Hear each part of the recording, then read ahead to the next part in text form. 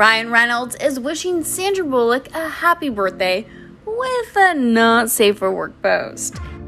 The actor took to Instagram to celebrate Sandra's 59th birthday by posting a hilarious and rather risque clip from their hit 2009 rom-com The Proposal. In the scene, Ryan's character Andrew and his boss Margaret, who is played by Sandra, accidentally run into one another while naked. Quote, "Happy birthday to the inimitable and stunning Sandra Bullock.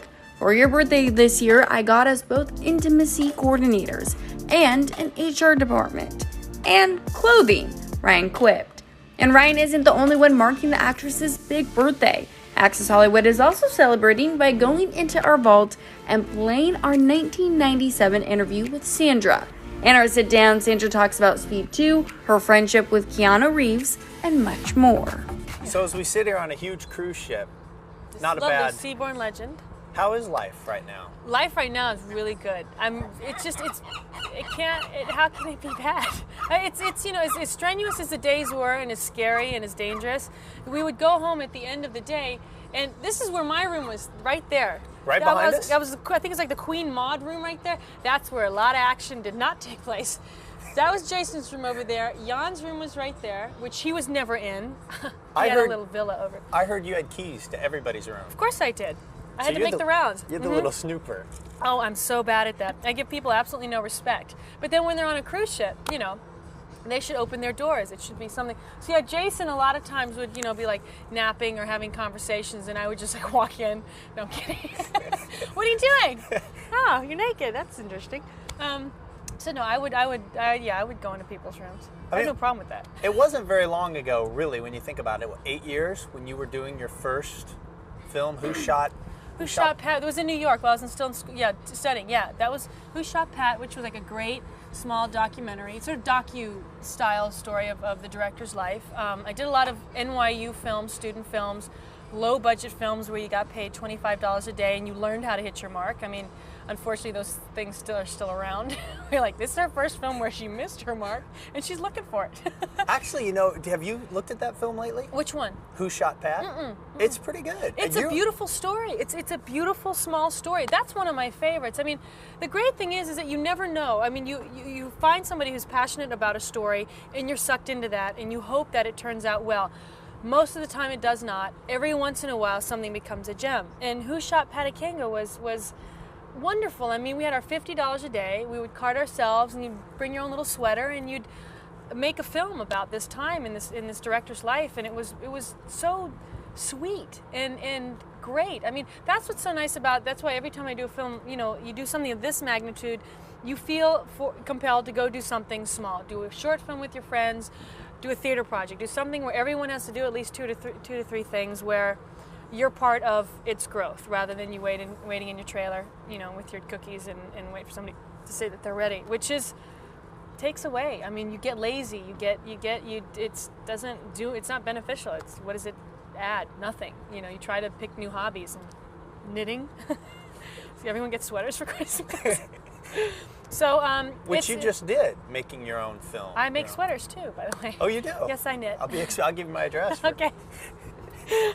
Yeah, I made a short. This time, I had produced one before that someone else directed and wrote, and that was lucky enough to get to Sundance. And then I did this one, and then we don't know. I think another girlfriend of mine is going to do the next one, and so we'll all support her. We'll all do either craft service or wardrobe. I'm good in those areas with food and clothes. Yeah. So you would show up and do craft service. Oh, everybody does it for each other. It's on the short film that I did. Pam, my makeup artist, decided she wanted to be a first AD, and I said, well, if you're going to be the first AD, you have to be the line producer. And there she was in the middle of the night for 3 months pre-production going, I hate you so much. But she was amazing. So anybody who wants to do something new can, as long as they do the job right. When I was looking through some of your old, I looked through everything I could get my hands on. Oh, bless your heart. Yeah. And you've been pretty good for quite a while, actually, is what I discovered. But, I mean, like... Pretty good in what? That I didn't get naked, or what? No, I mean, like, Who Shot Pat? I did twice. From a long time ago. You just see the same sort of honesty. Well, it's like the thing that I studied something called the Meisner technique, which is being truthful in imaginary circumstances. And nothing else made sense to me. This sort of interpreting the scene. First, you have to feel like you're bacon frying in a pan. So I'm like, I'll never be bacon, and not like I'm gonna lay myself in a frying pan to experience it. The only thing I can draw on is what I know, and that's the thing that I've learned, and that's why my progression in my work grows in smaller increments, because I can't do anything else but what I've learned or have some sort of sense that I can draw on, or I'll be faking it, and I don't want to do that. And I think by the time I'm 60, will I've evolved is much as I would like to. There are people who are better character actors than I am. I love doing character work, but it's in smaller increments. So I know what my limitations are, and I know what my abilities are, but they're a ways away. So so I could, be truthful, and you've got half the game mastered there. But there's a lot to learn. But yeah, that's the technique of that time, was just be truthful in that circumstance. And tell me about the truthfulness of Bionic Showdown. Oh my God! Well, the truthfulness of that is that the first day I showed up, really good. They showed up with my wardrobe, and it was about this big. The little running thing. I was like, you've got to be kidding me. And what was funny about that is when I was in New York studying, and you do your amount of theater, and whatever job you get, you're lucky. And I was lucky to get that job. It was one of those things where I auditioned, and the guy said, "You know what, I like her," and I couldn't figure out why. But it was even in the scene where I was in the wheelchair, and I had to decide. When Lee Majors and Lindsay Wagner came in, does she have this operation? It might work, it might not. It was supposed. And where I'd come from was I have to roll off and do my emotional prep to come back in and feel that. And it wasn't great filmmaking, I know that, but it was, once again, I got to learn. People paid me money to learn, to do what I do, because you can't learn that in school. You can't learn the difference between theater acting and film acting, because the differences are so great. So I got on-the-job training. The only thing is if you look back and if you regret anything you've done, it's on celluloid for the rest of your life. Okay, Jason did that. I know he did. Jason! Treat me with respect! You know what else he said, speaking of which, See, he throws me money. I said something to him about that I thought you brought something out of him. Yeah. And he said, I just throw a bone once in a while. Jason, I brought something out of you. I told her you said you just threw her a bone once in a while, that she didn't bring anything out. Why do you talk like that? You know how I feel about your potty mouth. What? Oh, you're funny. You're funny. Just popped up. Say nice things. Go away. He's giving us the go away. You look really handsome today, by the way. See, look how nice you are. But look how handsome. It. Look how handsome. See, it's like kill him with kindness. As mean as he gets with me, I send back the love. He's a loving person. He's just afraid of how much he has inside, because he has a lot of love. And his shirt matches his eyes. I don't know if you noticed that. Yeah, we all noticed. We all noticed. And like he didn't plan that shirt to match his eyes, I'm so sure. I planned this dress to match my 3-tone hair color. You see the 4 colors that are going on here? The kind of same colors that are going on in my hair. Your hair is looking good. Well, it's migrating towards the next film I'm doing, because Jenna Rollins plays my mother, and my daughter's also very light, and I sort of have to find that middle balance. So it's in the middle. There's a treat to work with Jenna Rollins. Oh, you have no idea. And this is a project that I've been working on for a year and a half, and where I get to actually stand by and produce it. And it's something that a friend of mine wrote, and it's one of those small labors of love that everyone else says, why is this so important to you? And it's because it's my entire life in 120 pages in a way. And is this Hope Floats? Mm-hmm, yeah.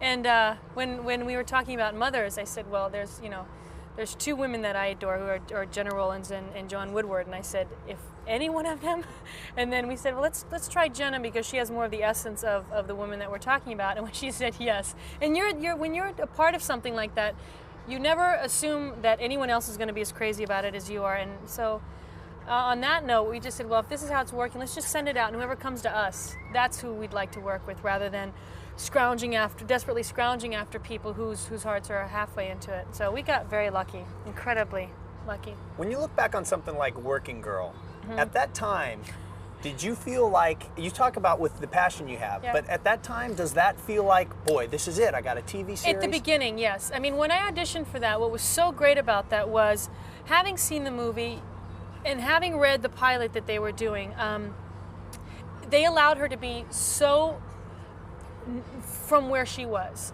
She was imperfect. She had that tone in her voice that a lot of people from Long Island do, which is not the most pleasant to listen to, but altogether it worked. Even the seagulls. Thank you very much. Thank you.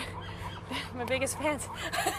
The thing about that was, once we started filming, I think so many irons being in the fire, and it having been television, nobody wanted to hear someone talking like this. And they wanted to sort of glaze over it and make it generic, which was so disheartening to me. And here I was, having gotten involved in something that I was so excited about, and which was such a great stepping stone for me, where all of a sudden, every line that I got, I was the straight man. I was not allowed to do the accent. They toned everything down, and it was so hard for me. Every week going to work was one of the most difficult experiences I'd ever had. And once again though, I'm so glad it happened, because it reminds you of when you go into the next thing, if there's certain things that are a strong part of the script, make sure that they're going to stay that way. You just learn to ask different questions. Yeah, I didn't know to ask. I didn't know that I could fight for things. I didn't know how to fight for things, and it was really hard. It was really hard because I felt I could do so much better and wasn't allowed. And when people are operating on fear, where the network wants it to do well, and everyone wants a certain thing from it, you forget that the thing that made the movie work was exactly what they'd taken away. So that was really hard. But like anything, that led to the next thing. That led to this little film that I did called Love Potion Number 9, where the first half of that film is one of my favorite films. It's one of the favorite things I've ever done. I loved it. I absolutely loved it. You are so cute with the glasses and the hair. The hair over the lip and the monobrow and the buck teeth, yeah. But stuff like that I love to do. I love that stuff so much. But Working Girl, if that hadn't happened, I wouldn't have gotten that. And if I hadn't gotten that, I wouldn't have gotten the next thing. So, it's just, everything is like the domino effect. If it wasn't for, and as ridiculous as it sounds, Bionic Showdown, I wouldn't have gotten Working Girl. I wouldn't have gotten Love Potion Number 9. I wouldn't have gotten The Vanishing. Were you able to see that at the time? That one was leading to the next? Yeah, because you could hear people saying, well, we watched this of her and we saw that she could maybe do this based on what we saw. If they didn't have that piece of tape right there, they never would have seen it. So, and once again, it was even with Bionic Showdown, I said, who was Wonder Woman's sister? Oh, you got me. No, you know who Wonder Woman's sister was? Trivia guys. Oh, Shadowlands. Deborah Winger. Deborah Winger was Wonder Woman's. And I said, if Deborah Winger can be Wonder Woman's sister, I'll give you the Bionic Girl. But it's a start. It's an absolute start. That I was Taft-Hartley, which is where they make you SAG, and usually you can't become SAG unless it's. But I was given so many shots, like Speed. Jan didn't have to cast me because the studio wanted somebody else, and he said no, and this was his first film. So I owe him so much, but I also owe those people along the line that everybody was supposed to cast somebody else, but they didn't. But really, that reflects what you just said about Jan, is that he said he saw in you, I'm sure, a bus driver. Literally, he did. He said he saw somebody who he could see handling a bus. And that has to come from some of your prior work, looking at... Yeah, absolutely. And also when I auditioned for it, if you're rolling around on the floor with Keanu Reeves playing bus driver, it's not too hard to audition. Like, oh, Keanu. And like when you're sitting in a chair and you have to mime driving a bus, see how well I did that? I just that unconscious. Was good. Because you don't drive like this, bus wheels are like that. How many times were you asked during those interviews, could you really drive a bus now? Yeah, I'm actually licensed. I passed my driver's test, and I have my union, and everyone knows this.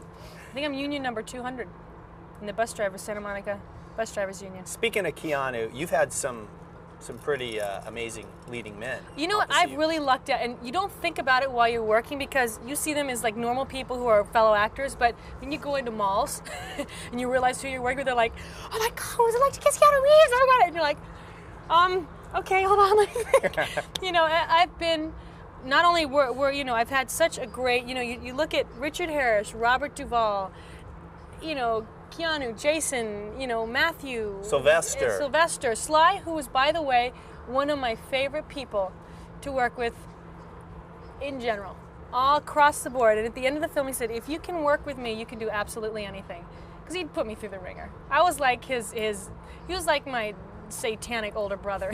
He was just, but he was so incredibly good to me and nice, and I was so scared because I just come off of Wrestling Ernest Hemingway, which was a small film, this gorgeous film that I did, and I was in the midst of a $70 million huge action futuristic film, Joel Silver production, which, it was something I totally didn't understand, and he knew I was scared. And here I am, method actor, going, well, she wouldn't really say this. And I'm like, it's the future, shut up, say it. And I'm like, okay. So you learn how to, I'm trying to sneak in the Meisner method, and they just want the explosion to go off. I'd never had to wait for a camera to come up and the explosion to go off and then say your line. Everything was always character motivated, and this was, other things motivated. And he was very, very, very kind to me and just funny. Just a good man. How important is work to you? How much a part of your life? It's a little too important, I think, at this. I mean, it is everything right now. I mean, I've always said, when my priorities change, when I have a family, when I become married and have children, my priorities will shift drastically. But I can have a child on one hip and, messing in a film with the other. It just won't be as great. That's why when I set up the production company, I'm setting up stories that I love and I'm passionate about that have nothing to do with me.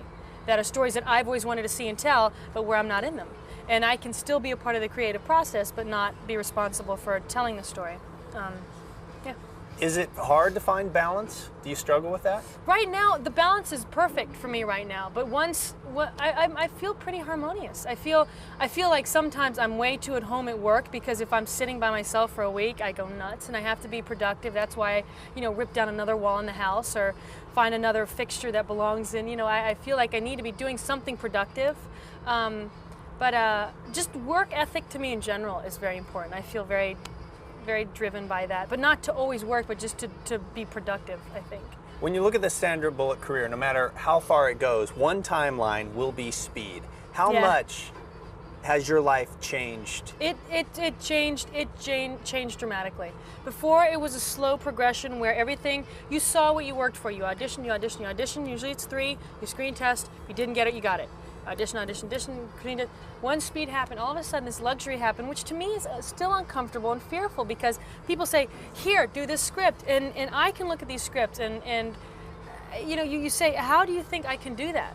Because I can't do this right now. I might be able to do this in a year, but there's no way. And and I don't want it to become sort of an ego thing where, like, oh, of course I can do it. I have to keep check of myself, because, like I said, my steps are smaller than most, and it's an uncomfortable thing. It's an honor to not have to audition. Believe me. I mean, it's a part of that process that's incredibly grueling, but there's also a sense of accomplishment because you earned it.